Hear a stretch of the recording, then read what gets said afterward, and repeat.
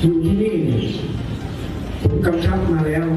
ก็จะพูดกันกับผู้ชายกันว่าอาหารการกินต้องมีคุณภาพต้องกินอิ่มต้องได้นอนอิ่มคือคุณสุทินเนี่ยเป็นรัฐมนตรีว่าการกระทรวงกลาโหมนะครับเป็นผู้บังคับบัญชาของผบ.เหล่าทัพแล้วในกองทัพมีทั้งทัพบกทัพเรือทัพอากาศกำลังพลเนี่ยเป็นแสนแต่คนระดับผบ.คนระดับผู้บังคับบัญชาก็คือรัฐมนตรีกลาโหมเนี่ยออกมายอมรับว่าที่ให้สัมภาษณ์ไปเนี่ยก็คือพูดไปอย่างนั้นเองแหละนะแล้วมาพูดทีหลังว่าไม่มีเจตนาจะทำอย่างนั้นหรอกไม่คิดจะซื้อเลยผมถามว่าความน่าเชื่อถือของท่านจะเหลือเท่าไหร่มันน้อยมากเลยค่ะจากข่าวนี้ค่ะ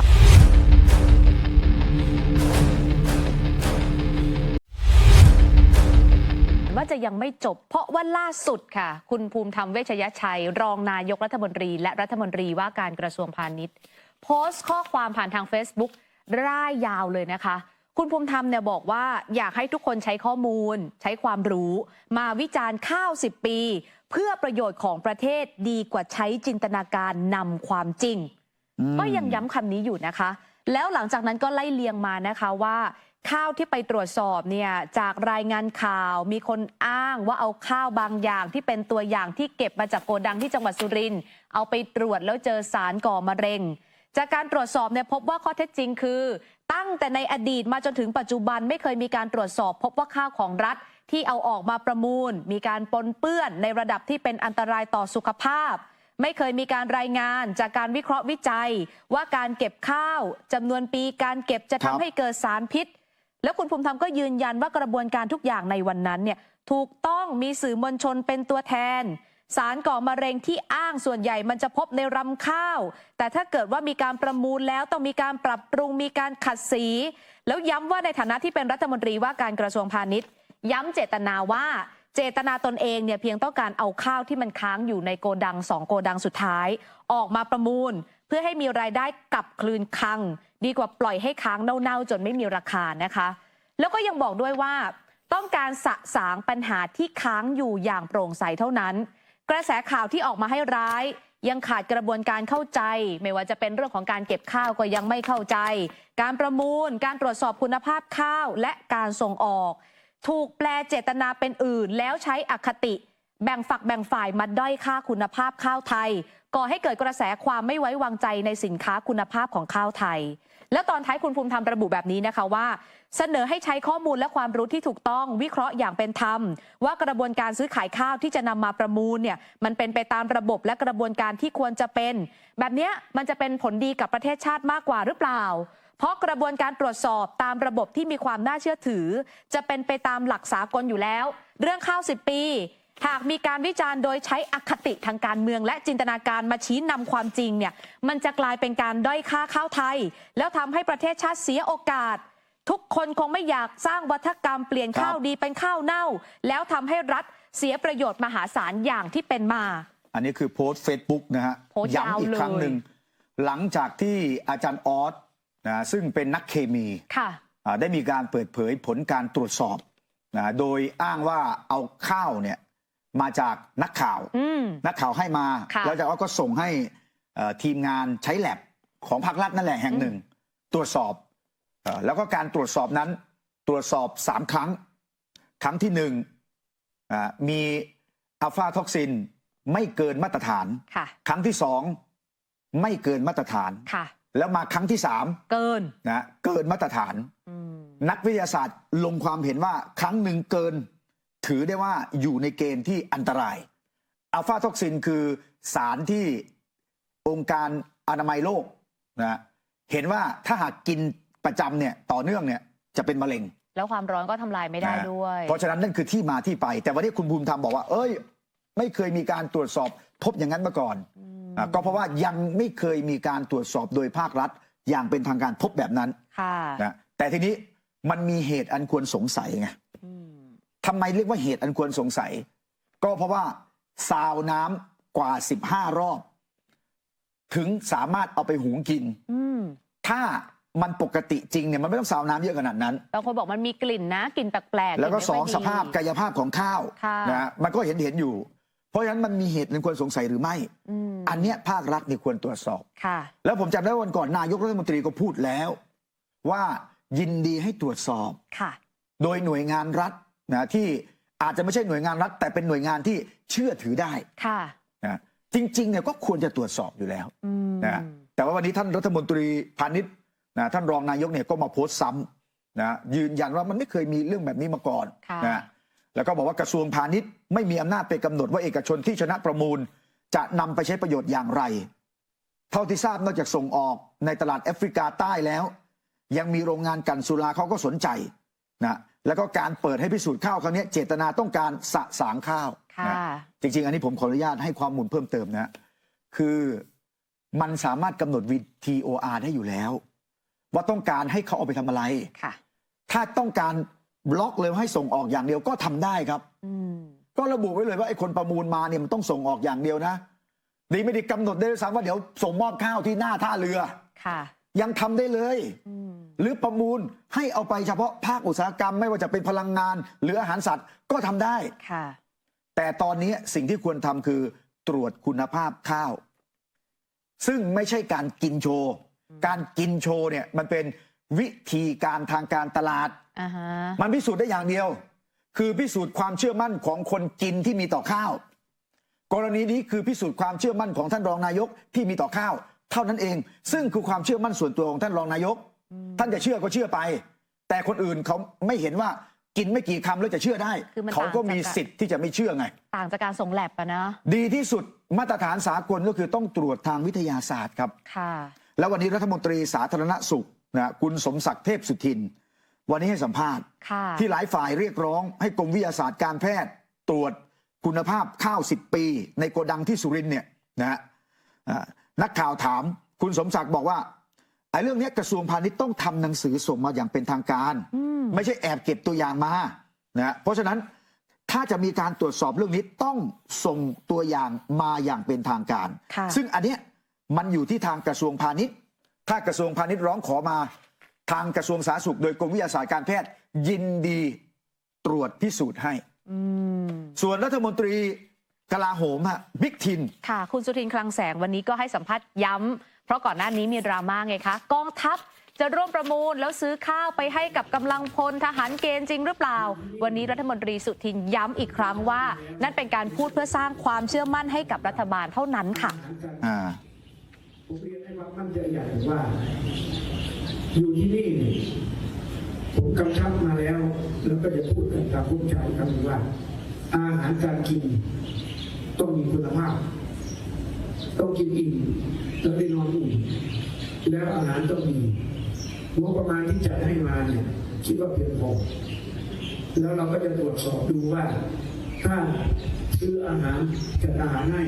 ไม่มีคุณภาพไม่พอที่จะอยู่ที่ทางกระทรวงทางผู้ชายก็จะต้องลงมาจับตามลงมาไล่ที่ให้พวกเราได้อยู่ที่ดีเป็นข่าวที่ออกมาอย่าไปสนใจเลยบอกว่าจะซื้อข้าวเก่าข้าวอะไรมาให้ร้านกินไม่มีไม่เคยคิดแต่ว่าความเป็นรัฐมนตรีการตอบคำถามมันก็จะเป็นต้องสอดคล้องกับรัฐบาลสอดคล้องกับรัฐบาลสิ่งที่ผมจะต้องทำก็คือทำให้เราได้อยู่ดีกินดีมีคุณภาพชีวิตที่ดีอย่าไปกังวลไม่เคยคิดไอ้ข่าวที่บอกว่าจะซื้อข้าวเก่า10 ปีทหารกินพูดเพราะเป็นรัฐมนตรีแล้วต้องตอบคำถามให้มันสอดคล้องกับรัฐบาลค่ะชัดเจนเลยฮะชัดเจนเลยคือคุณสุทินเนี่ยเป็นรัฐมนตรีว่าการกระทรวงกลาโหมนะครับเป็นผู้บังคับบัญชาของผบ.เหล่าทัพแล้วในกองทัพมีทั้งทัพบกทัพเรือทัพอากาศกำลังพลเนี่ยเป็นแสนค่ะแต่คนระดับผบ.คนระดับผู้บังคับบัญชาก็คือรัฐมนตรีกลาโหมเนี่ยออกมายอมรับว่าที่ให้สัมภาษณ์ไปเนี่ยก็คือพูดไปอย่างนั้นเองแหละนะแล้วมาพูดทีหลังว่าไม่มีเจตนาจะทำอย่างนั้นหรอกไม่คิดจะซื้อเลยผมถามว่าความน่าเชื่อถือของท่านจะเหลือเท่าไหร่เนี่ยมันน้อยมากเลยค่ะจากข่าวนี้ค่ะท่านผบ.เหล่าทัพครับท่านแม่ทัพในกองรัฐมนตรีกลาโหมของท่านเนี่ยเป็นคนแบบนี้เอาท่านรู้สึกไงเนี่ยแล้วที่พูดออกไปวันนั้นเนี่ยเพื่อเอาใจนายกเหรอพูดแค่นี้เหรอเอาใจรัฐบาลอย่างนั้นเหรอเพราะวันนี้ท่านยอมรับเองไงคะ พูดอย่างนี้พูดได้ด้วยเหรอฮะ พูดว่าเป็นรัฐมนตรี แล้วย้อนกลับไปที่เรื่องเล่าเช้านี้แฟนเพจเขาโค้ดคำพูดมาคำพูดวันนี้นะขอพลทหารอย่ากังวลว่าจะซื้อข้าวเก่ามาให้กินเพราะไม่เคยคิดการตอบคำถามสื่อต้องสอดคล้องกับรัฐบาลยืนยันแต่ให้ทหารอยู่ดีกินดีเห็นไหมแล้วถ้าเทียบกับที่ท่านเคยพูดแล้วข่าวสดโค้ดนะค่ะสุทินยืนยันกองทัพพร้อมซื้อข้าว10 ปีนะโครงการรับจำนำข้าวเอามาเลี้ยงกำลังพลทหารพร้อมกินซื้อข้าว10 ปีช่วยรัฐบาลนี่คือที่เคยพูดเอาไว้แล้วถูกโค้ดโดยสื่อมวลชนแล้วก็มาวันนี้ที่พูดแล้วก็ถูกโค้ดโดยสื่อมวลชนอีกนะแล้วจะมั่นใจได้ไงว่าพรุ่งนี้ท่านจะไม่พูดอีกแบบหนึ่งค่ะนี่คือคนระดับเป็นรัฐมนตรีเสนาบดีกลาโหมนะค่ะนะ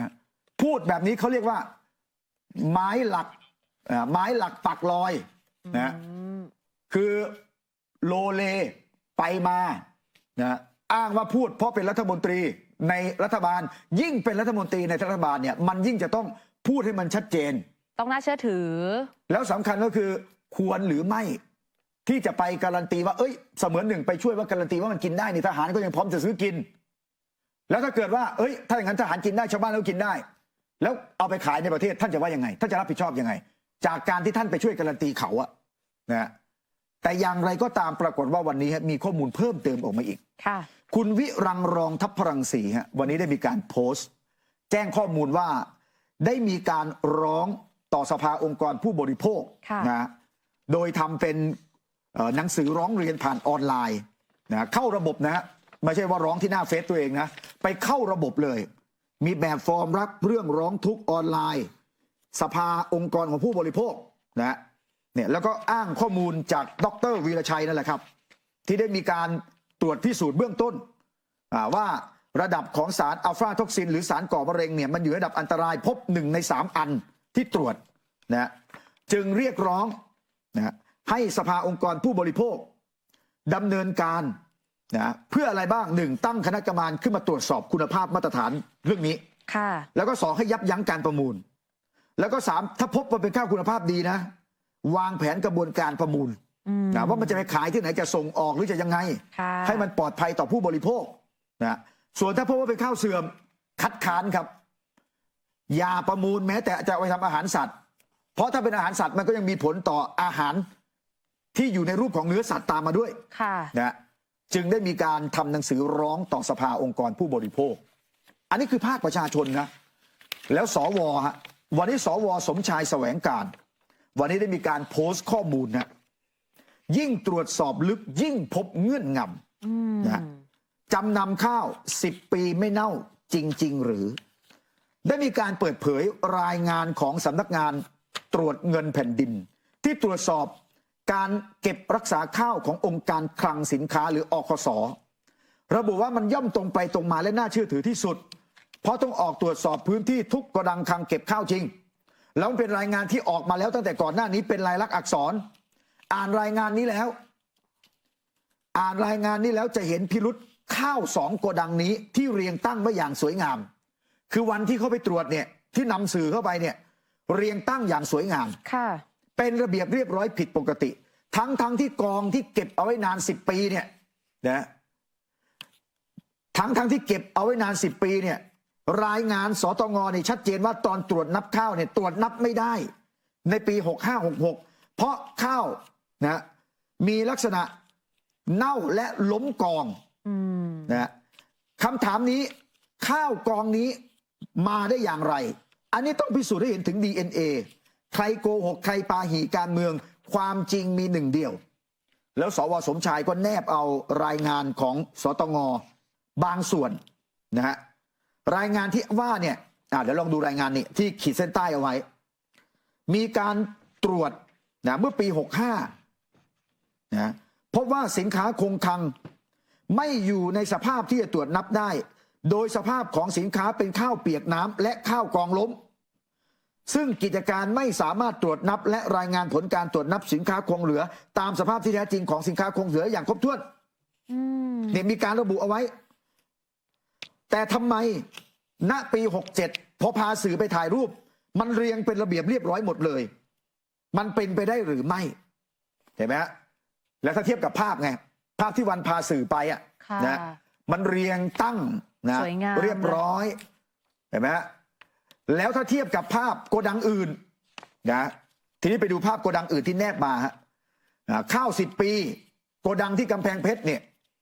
นะสภาพเน่าแบบนี้อันนี้ย้ำนะอันนี้โกดังอื่นนะอันนี้คือข้อมูลแล้วก็ข้อสังเกตจากสว.สมชายแสวงการฮะโดยเอาข้อมูลอ้างอิงที่เป็นรายงานการตรวจสอบของทางการซึ่งมีมาก่อนหน้านี้เอามาจับพิรุษนะแล้วจริงๆโกดัง2 โกดังเนี้ยก่อนหน้านี้ก็เคยมีการประมูลแต่ว่าสุดท้ายแล้วผู้ที่ชนะการประมูลก็ไม่รับมอบตามสัญญาจนในที่สุดมันก็เลยตกค้างมา2 โกดังสุดท้ายทีนี้คดีที่เกี่ยวข้องกับข้าว2 โกดังเนี้ยมันมีอย่างไรบ้างตอนนี้ยังไม่มีการเปิดเผยว่ามีใครถูกดำเนินคดีโกดังฟ้องรัฐหรือเปล่าหรือรัฐฟ้องโรงสีฟ้องโกดังยังไงแล้วคดีถึงไหนแล้วค่าเก็บรมยาค่าอะไรต่อมีอะไรมันเท่าไหร่ใครจ่ายอันนี้ควรจะเปิดเผยข้อมูลด้วยนะครับส่วนใครที่อยากดูการดีเบตนะระหว่างหมอวรงค์เดชกิจวิกรมกับคุณหมอชัยซึ่งเป็นโฆษกรัฐบาลหมอวรงค์เดชกิจวิกรมล่าสุดมีการโพสต์ยืนยันแล้วนะครับดีเบตกับโฆษกรัฐบาลเรื่องข้าวแน่นอนนะผมมีข่าวดีจะบอกวันพุธที่15 พฤษภาคมนี้บ่าย 3 โมงผมจะได้ดีเบตกับโฆษกรัฐบาลเรื่องข้าวที่ท็อปนิวแน่นอนครับอันนี้หมอวรงค์โพสต์นะครับแล้วก็มีคลิปนะมีการเผยแพร่คลิปนี้เป็นคลิปที่คุณหมอวรงค์เนี่ยให้สัมภาษณ์นะก็พูดถึงโปรแกรมว่าจะไปออกรายการที่ PPTV ก่อนเพราะไปรับปากเขาไว้แล้วแล้วหลังจากนั้นวันพุธที่15 พฤษภาช่อง PPTV มาดีเบตที่ท็อปนิวออกรายการและผมมีประเด็นสำคัญที่ต้องการจะฉีกหน้ากากไอ้พวกลวงโลกโดยผมจั่วประเด็นว่าพวกมึงไม่ได้กินข้าว10 ปีจริงให้พี่น้องติดตามทางช่อง PPTV วันจันทร์ที่13 เวลา 16.30 น.เป็นต้นไปส่วนการดีเบตกับหมอชัยหรือโฆษกรัฐบาล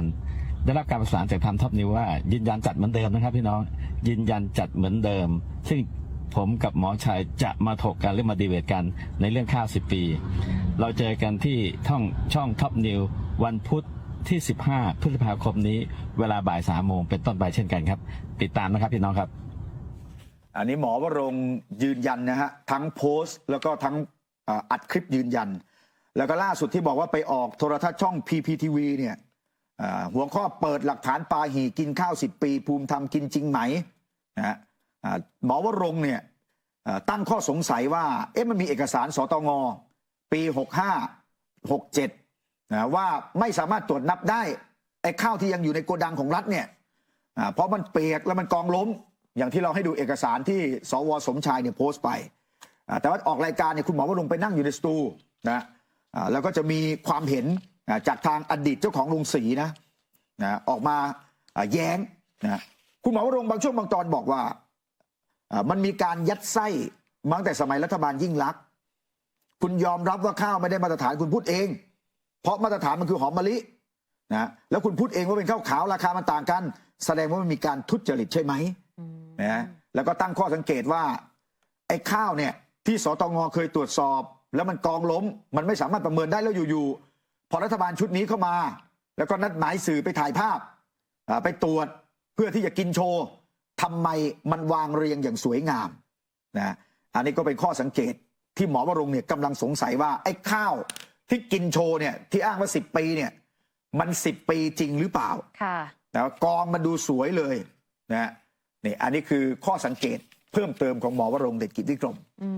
แต่ว่าถ้าจะออกเวทีเดียวกันเนี่ยก็ติดตามได้ที่ท็อปนิว15 พฤษภาคมฮะมาร่วมสนับสนุนท็อปนิวส์นำเสนอความจริงได้แล้ววันนี้เพียงกดปุ่ม Super Thanks แล้วเลือกจำนวนเงินตามที่ต้องการได้เลยครับขอบคุณครับ